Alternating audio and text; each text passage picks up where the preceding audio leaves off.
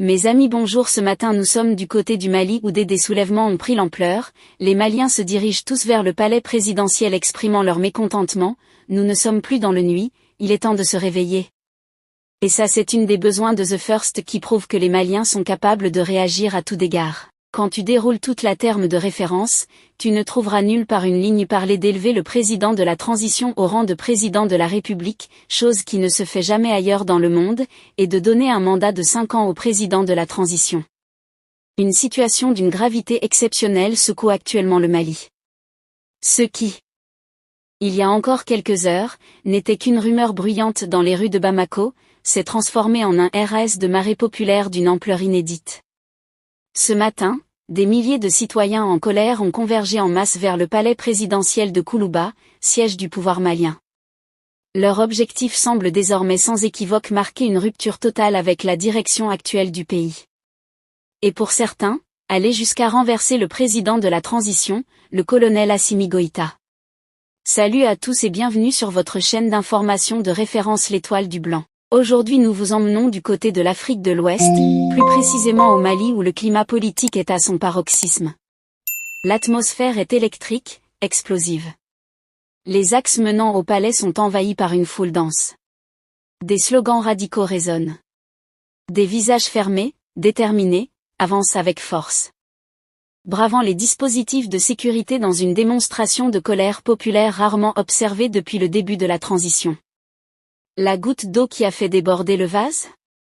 Un communiqué officiel publié par Sidiki Di Youssouf Dembélé ce mardi après-midi sur la chaîne nationale ORTM, le gouvernement a annoncé la dissolution de tous les partis politiques et mouvements à caractère politique sur l'ensemble du territoire national jusqu'à nouvel ordre.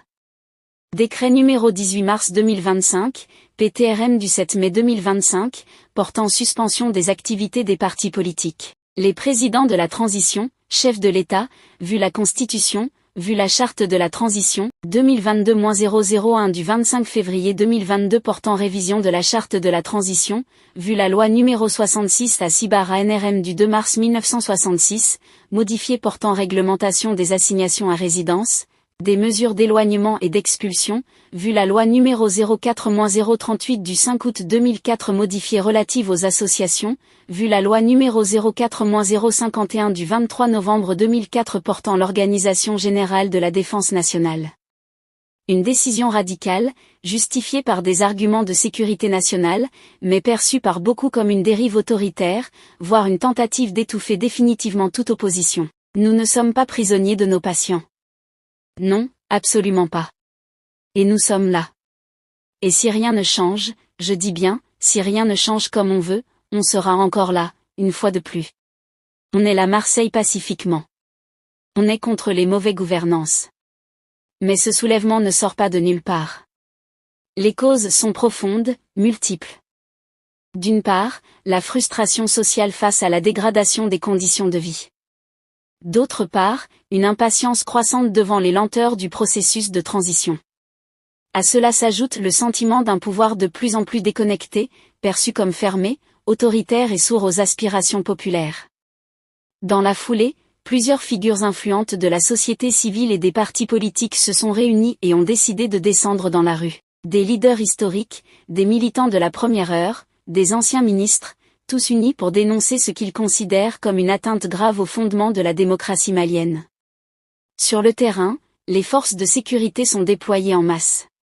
Des tirs de sommation ont été entendus aux abords du palais, mais la foule ne recule pas.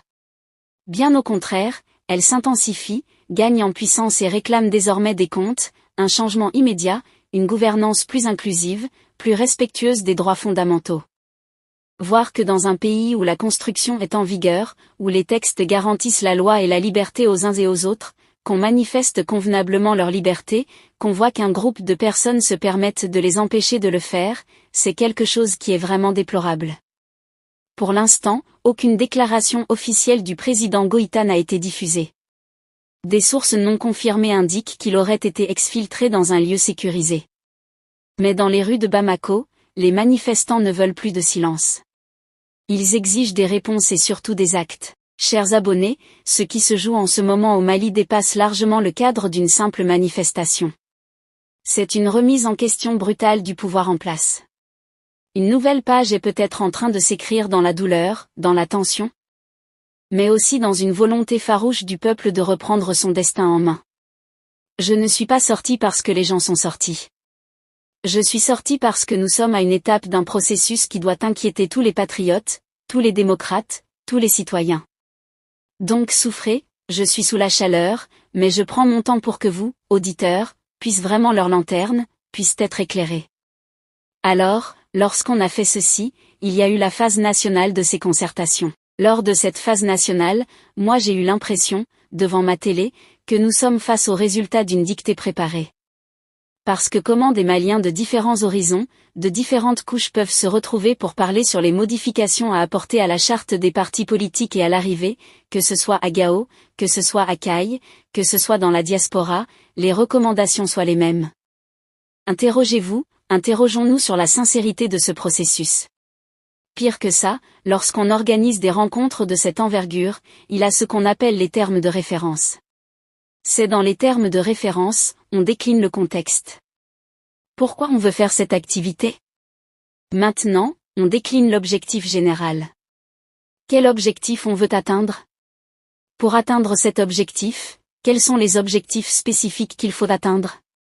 Quand tu déroules tous les termes de référence, tu ne trouveras nulle part. Une ligne parlait d'élever le président de la transition au rang de président de la République, chose qui ne se fait jamais ailleurs dans le monde, et de donner un mandat de 5 ans au président de la transition. Alors on se dit, est-ce que la cabale, la tentative de cabale contre la classe politique, est-ce que c'est pas une tentative de diversion pour arriver à leur fin? Leur fin c'est quoi? Faire de la transition un pouvoir éternel. Est-ce qu'on y a intérêt? Nous vous invitons à partager vos opinions dans les commentaires. Si vous avez apprécié, n'hésitez pas à le liker et à le transmettre à vos proches. Pensez également à vous abonner et activer la cloche de notification pour ne rien manquer de nos prochaines vidéos. Votre soutien est essentiel et nous vous en sommes très reconnaissants. Créer des contenus est l'un des axes majeurs pour nous, car c'est à cause de vos multiples soutiens que nous nous sommes arrivés à ce niveau.